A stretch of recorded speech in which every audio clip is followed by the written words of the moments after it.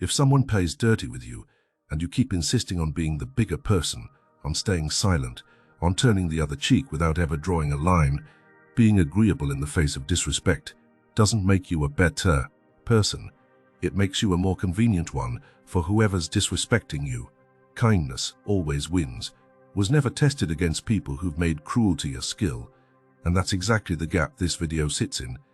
It doesn't work automatically. It doesn't work by default. The world isn't split into heroes and villains. It's split into people who understand power and people who still think fairness is guaranteed. Machiavelli figured this out 500 years ago, sitting in exile, watching everything he'd built collapse because he trusted the wrong people. He didn't write The Prince as a manual for tyrants. He wrote it as a survival manual for anyone who would he'd ever been betrayed by someone they trusted. If you're the kind of person who explains yourself to people who've already decided to misunderstand you, who forgives before anyone's even asked for forgiveness, who keeps showing up for people who shown you exactly who they are, this video is going to feel uncomfortable. Good, sit with that feeling. It's the first sign that something in you is finally ready to change. Because here's the sentence that's going to follow you long after this video ends. Every time you let mistreatment slide without consequence, you're not being patient, you're running a training program, and you're teaching the other person exactly how far they can go. By trick 11, the other 10 will look like warm-up. That's the one worth waiting for. It's the one nobody applies consistently, and it's the reason the first 10 stop working if you skip it. Trick number 1. Silence isn't empty. It's a weapon you haven't learned to hold yet. The moment someone wrongs you, your body wants to respond immediately. It's not a character flaw, it's wiring. Adrenaline floods in, your jaw tightens, and every cell in your nervous system screams, say something. Defend yourself, explain, correct the record right now. That urge is exactly what Machiavelli identified as the fatal weakness of anyone trying to hold power. Not the mistake itself, the reaction to the mistake. Because the instant you respond in the heat of the moment, you've handed over information. Your tone reveals what hurt you. Your word choice reveals what you're afraid of. Your urgency reveals how much control you've already lost. Think about the last time someone provoked you and you answered instantly. Did it feel like winning? Or did it feel like relief, the release of pressure, not the resolution of anything? That's the trap. Manipulators aren't looking to defeat you logically. They're looking for a reaction they can feed on. Your anger is fuel, your hurt is fuel. Your carefully worded explanation of why they're wrong is fuel. When you don't react, something strange happens on their end. They don't feel victorious, they feel unsettled. A person who provokes you and gets nothing back starts running the tape backward in their head. Did that land? Did they even care? Am I losing my grip here? That uncertainty is the beginning of their unraveling, not yours. Here's a real-world version of this. Imagine a coworker who takes credit for your idea in a meeting, right in front of your boss. Every fiber of you wants to correct it on the spot. Actually, that was my proposal from last week's email, and maybe you're right. But watch what happens if you don't take the bait immediately. You say nothing in the room, you let it sit, and later, calmly in writing, in an email that references the original date and idea, you simply forward the paper trail to the right people. No accusation, no emotion, just facts, delivered on your timeline, not theirs. Notice the actual mechanic here. The delay isn't about looking calm for an audience. It's the only window where you can tell the difference between what actually happened and what your adrenaline is telling you happened. Silence isn't passive. It's the most active thing you can do in a moment designed to provoke you into acting stupidly. While you're quiet, they're forced to sit alone with whatever they just did. No audience, no validation, no drama to hide inside, and discomfort left alone tends to curdle into doubt. Trick number 2, access is currency, and you've been handing it out for free. Run the count in your head right now. How many people currently operate on the assumption that you're a guaranteed yes, no matter what they do? Still show up, still forgive, explain, accommodate, and stay. That knowledge, the certainty that you're always available, is the single biggest thing draining your value in every relationship where someone has the upper hand. Machiavelli's insight here cuts deep. Power doesn't belong to the person who asks for things. It belongs to the person who can credibly say no. When someone knows you're a guaranteed yes, they stop treating you like a person and start treating you like a resource. Not out of malice necessarily, just because humans are wired to conserve effort. Why would they respect a boundary that's never been enforced? This is the part that's genuinely hard to hear. Every unanswered disrespect you've absorbed without consequence has quietly told the other person you can do this again. And they will. Not because they're evil, because you removed the cost. Here's what changes everything. You don't need a speech, an ultimatum, or a dramatic confrontation. You need a quiet recalibration of access. Respond slower. Show up less predictably. Stop over-explaining your availability. Watch what happens. Picture a friendship where you're always the one reaching out first, always the one available on short notice, always the one who understands when plans get cancelled last minute. Now picture the same friendship, but you simply stop initiating for 3 weeks. No announcement, no passive-aggressive silence treatment, you just live your life. 2 things happen. Either they notice the gap and start reaching toward you, which tells you the relationship had real value on their end too, or they don't notice at all, which tells you something you needed to know regardless. Either way, you've learned the truth about what your presence was actually worth to them, and you learned it without saying a single confrontational word. People don't value what's guaranteed. They value what they could lose. That's not cynicism. That's just how attention works. In friendships, in dating, in business, the moment your presence stops being unconditional, it starts being noticed. Trick number 3. Stop narrating your life to people who are using the script against you. There's a specific kind of exhaustion that comes from constantly explaining yourself. Why you changed, why you pulled back, why you're not the same person you were 6 months ago. It feels like honesty. It feels like the responsible, mature thing to do. It's actually one of the most self-defeating habits you can have. Every explanation you give is intelligence handed directly to someone who may be using it to recalibrate how they handle you. When you explain your hurt, you reveal your triggers. When you explain your boundaries, you reveal exactly where the pressure points are. Machiavelli understood something brutal about this. The person who explains themselves is already on the defensive, and the defensive position is always the weaker one. This doesn't mean become cold or secretive with people who've earned your trust. It means stop feeling obligated to justify your decisions to people who only ever use that information to manipulate the next interaction. Consider someone going through a slow, deliberate exit from a toxic family dynamic. Every time they pull back a little, answering texts slower, visiting less, setting a boundary around a topic, a relative asks, "Why are you being so distant lately? What did we do?" The instinct is to explain, to justify the therapy, the boundary, the reasoning, but explaining hands them a map of exactly which lever to pull to guilt you back into old patterns. What happens when you simply don't explain?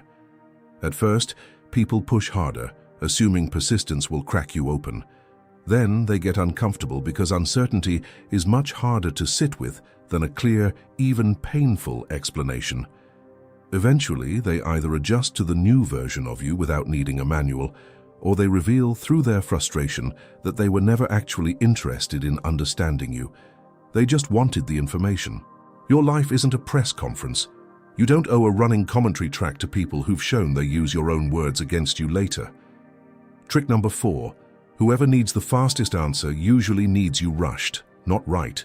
Pay close attention to how often the people who mistreat you also seem to need something from you immediately. I need an answer right now. There's no time to think about this. You have to decide today. Urgency, real urgency, is rare. Manufactured urgency is everywhere, and it's one of the oldest manipulation tools in existence. Why? Because urgency short-circuits analysis. When you're rushed, you can't spot the trap, weigh the angles, or notice the inconsistency in what someone's telling you. Machiavelli's central lesson about timing wasn't about acting fast. It was about controlling when you act, rather than letting someone else's clock dictate your decisions. The next time you feel that pressure, that "I need this now" feeling, try treating it as information rather than as a command. Ask yourself, what happens if I simply wait? In almost every case involving another person's manufactured urgency, The answer is nothing bad happens except that they lose the leverage the urgency was creating. Picture a negotiation. A car purchase, a job offer, even a family member pressuring you into a decision at a holiday dinner. This offer's only good today. You have to decide before everyone leaves. The moment you say calmly, "I'll get back to you tomorrow," you can watch the entire dynamic shift. Suddenly there's room to check the facts, sleep on it, consult someone you trust. The urgency, tellingly, often evaporates the second you refuse to be rushed, which tells you everything about how real it was to begin with. Delay isn't avoidance. Delay is where your best decisions live. The person who can wait sees the whole board. The person who's rushed only sees the next move. There's a version of this that shows up constantly in family dynamics too. Someone brings up an old resentment in the middle of a holiday gathering, in front of everyone, specifically because they know you're least likely to want a scene. We need to talk about this right now. The pressure isn't really about urgency. It's about location and audience, engineered to make you either explode publicly or cave instantly just to end the discomfort. The person who says calmly, "Let's talk about this properly, just the two of us this weekend," isn't avoiding the issue. They're refusing to have the conversation on someone else's terms, in someone else's chosen arena, at someone else's chosen moment. That single act of controlling the timing often diffuses 80% of the manufactured urgency before the actual conversation even starts. Trick number 5. The less you reveal about your capability, the more room you have to move. There's a specific kind of person who announces every plan, every grievance, every piece of leverage they're holding, usually because it feels good in the moment to be taken seriously. But announcing your hand is how you lose the game before you've even played it. Machiavelli's version of this was blunt. Power that's constantly displayed invites resistance. Power that's held quietly invites uncertainty, and uncertainty is a form of control. When people know exactly what you're capable of, they calibrate precisely enough resistance to counter it. When they don't know, they either overestimate you and back off, or underestimate you and get caught flat-footed. There's a real difference between someone who's earned transparency from you and someone who's just collecting information to use later, and most people never separate the two. Not every capability, plan, or piece of information needs to be broadcast to people who haven't earned the right to know it, especially people who've already shown they'll use it against you. Think of someone at work quietly building a case for a promotion, or quietly interviewing elsewhere, while continuing to perform their current role exactly as before. They don't announce it in the break room. They don't hint at it to co-workers who gossip. When the moment comes, whether it's the promotion conversation or the resignation letter, it lands with full force precisely because no one saw it coming. Nobody had time to undermine it, sabotage it, or maneuver around it, because nobody knew. Compare that to the person who tells everyone their plans 6 months in advance, invites commentary, invites sabotage, invites the slow erosion of their own leverage through sheer overexposure. The lesson isn't trust no one. The lesson is what you don't reveal, no one can use against you. Confidence doesn't need an audience to be real. There's a difference worth naming here. The first 5 tricks give you the logic, but logic isn't what's running the show at 11 at night when someone's text lights up your screen. That's a different system entirely, and it's the one the power of not reacting was built to train. Every single trick you've heard so far shares one root cause: not reacting emotionally to people who are trying to provoke a reaction out of you. That skill, staying composed when everything in you wants to explode, explain, or collapse, isn't something you're born with. It's trained. And it's exactly what the power of not reacting was written to teach, step by step, with real exercises for the exact moments you're living through right now. The provocation at work, the guilt trip from family, the ex who won't stop testing your boundaries. If any of the last 5 tricks hit close to home, the link is in the pinned comment. It's not a lecture, it's a practical field manual for exactly this. Right now, there's a 37% discount running for anyone who joins from this video, worth checking before it closes. Alright, let's go deeper, because the next 6 tricks are where most people quietly tap out, either because it's uncomfortable or because it demands more self-honesty than they're ready for. Trick number 6. Chasing approval is the fastest way to lose control of your own decisions. There's a rule almost nobody questions until it's cost them something real.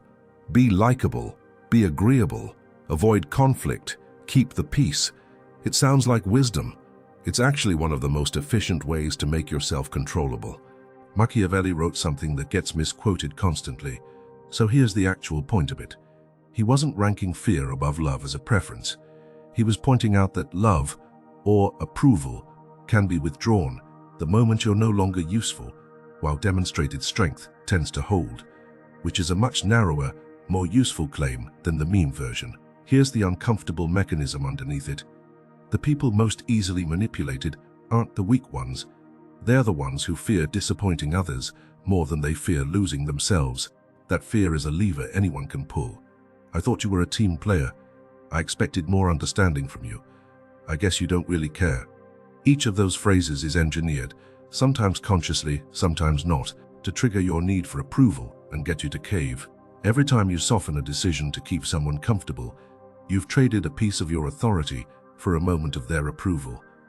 And approval, unlike respect, has to be re-earned constantly on someone else's terms. Picture a manager who finally stops asking, "Is everyone going to be okay with this?" before making a call, and starts asking, "Is this the right call?" Instead, the first few decisions land badly with people used to being consulted. Some push back, some sulk.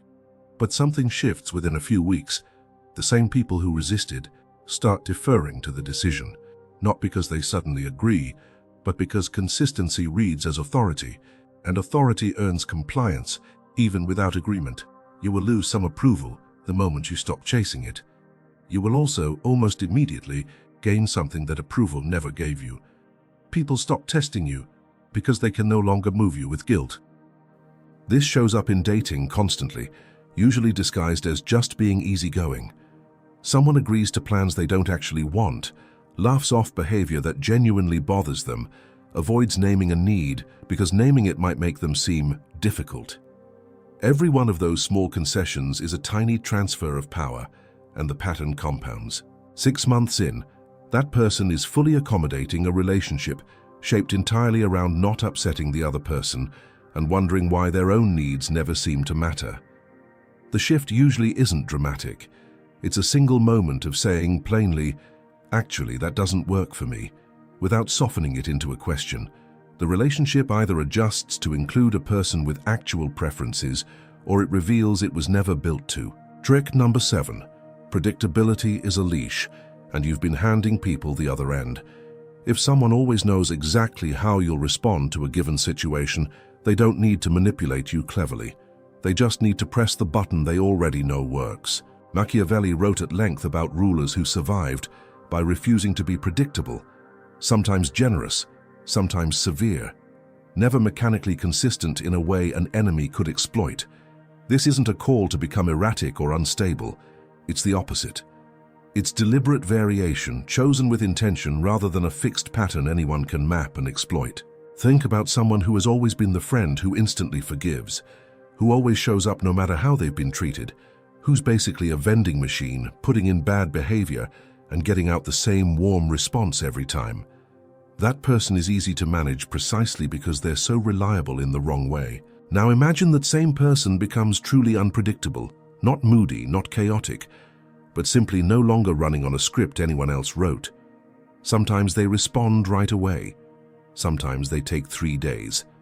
Sometimes they show up for the exact same behavior that used to get a pass, and this time there are consequences. The people around them can no longer game the system because there's no longer a fixed system to game. What happens next is almost universal. The people who were counting on your predictability start being more careful with you because they genuinely don't know anymore where the line is. That uncertainty, uncomfortable as it is to create, is often the first real respect a manipulative dynamic has shown you in years. Trick number 8. Never compete on a battlefield someone else designed for you to lose. Here's a trick that almost never gets talked about, and it might be the most important one on this list. Sometimes the smartest move isn't a clever counter strategy at all. It's refusing to play the specific game someone has set up because the rules of that particular game were never built for you to win. Machiavelli was ruthlessly practical about this. He didn't romanticize direct confrontation for its own sake.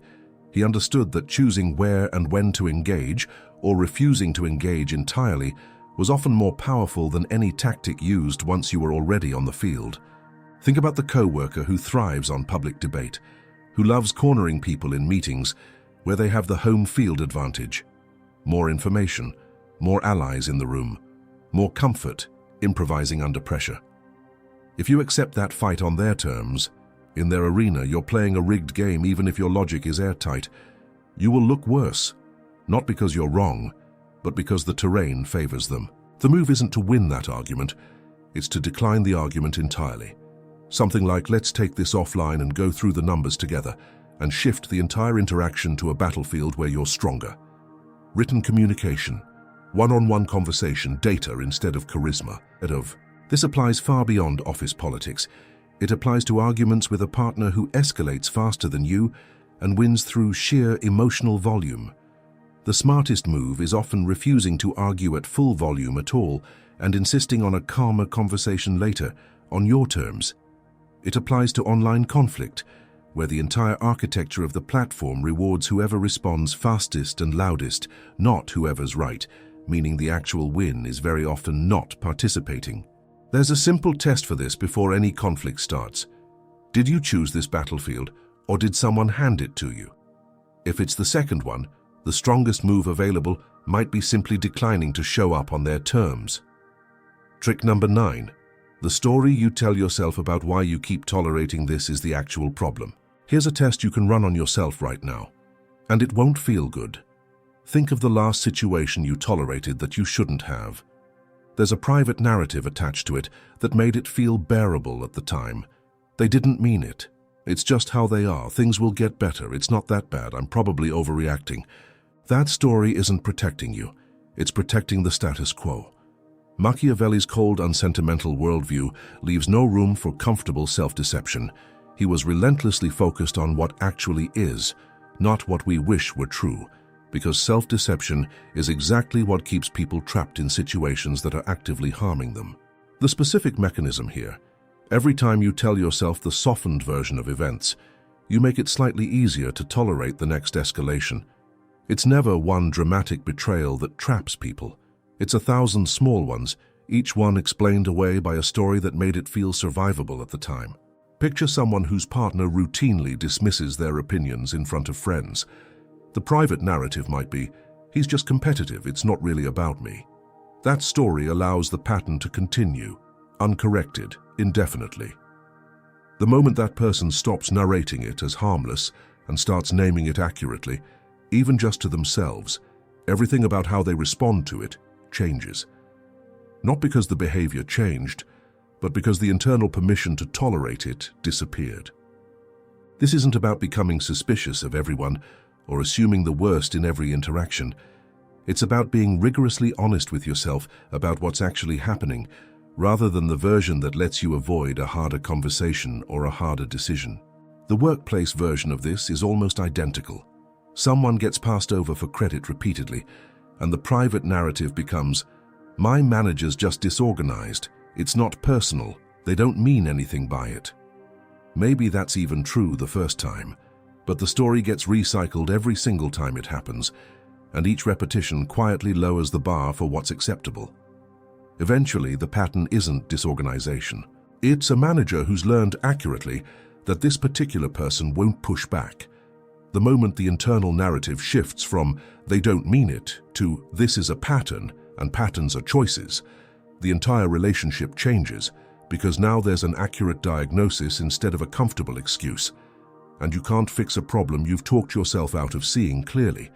Trick number 10. Consequences aren't cruelty. They're information the other person deserves. Somewhere along the way, a lot of genuinely kind people absorbed a false belief that enforcing a consequence for bad behavior makes you the villain of the story. It doesn't. It makes you legible. It tells the other person, clearly and without ambiguity, what happens next time. Machiavelli's actual argument, the one that gets flattened into Machiavelli says be cruel by people who've never read a page of him, was more precise than that. He argued that a single, clear, proportionate consequence, delivered decisively, prevents far more suffering down the line than endless tolerance ever will. Because ambiguity about consequences is what invites repeated bad behavior in the first place. Withholding consequences to avoid looking harsh doesn't make you kind. It makes the eventual consequence, and there's almost always an eventual consequence once the pattern has escalated far enough, much more severe than it needed to be for everyone involved. Think of a manager who tolerates a talented employee's chronic lateness for 2 years because confrontation feels uncomfortable, and the kind thing seems to be patience. By the time it becomes truly unmanageable, the only remaining option is termination, a consequence far harsher than the conversation that could have happened 18 months earlier. The patience wasn't kindness, it was avoidance wearing kindness as a disguise. A clear, immediate, proportionate consequence, even an uncomfortable one, is often the most respectful thing you can offer someone because it treats them as capable of hearing the truth and adjusting rather than as someone who needs to be managed around indefinitely. And that brings us to the final trick, the one that determines whether everything else on this list actually sticks or quietly fades in a week. Trick number 11. None of this works if you won't hold yourself to the same standard. Here's the hard truth underneath everything we've covered.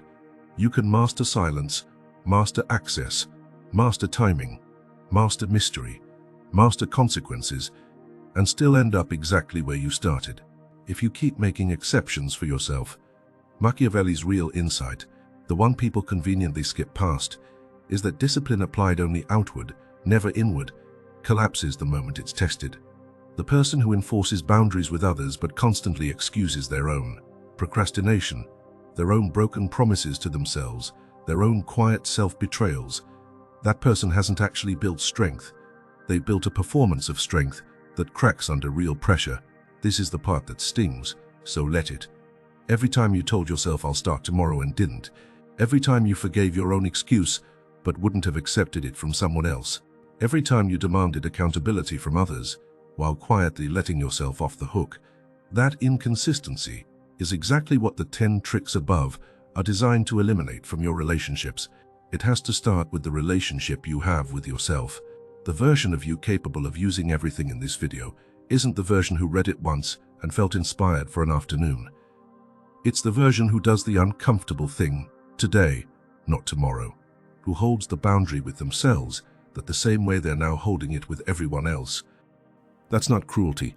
It's the same brutal, clarifying honesty Machiavelli demanded of rulers, applied to the one person you actually have full control over, yourself. If everything in this video landed for you, if you recognized yourself in the person who over-explains, who's always available, who softens every decision to keep the peace, you don't have to figure out how to apply all 11 of these alone. The power of not reacting walks through the exact daily practices for staying composed under provocation, for rebuilding boundaries without guilt, for becoming the person these 11 tricks describe instead of just understanding them intellectually. The link is in the pinned comment, and the 37% discount for viewers of this video is active right now. It won't stay up indefinitely, so if this resonated, it's worth grabbing today rather than eventually. If you made it this far, it wasn't an accident. Something in you is done losing quietly. Write in the comments, "I'm done training people to disrespect me." That's how I'll know who actually absorbed this and who's still deciding. Before you go, ask yourself honestly, where in your life did being endlessly patient, endlessly forgiving, endlessly available cost you something you can't easily get back? Don't answer for anyone else's benefit. Answer for yourself. You know which one it was before you finished reading this. That's not a coincidence, and it's not going away on its own tomorrow.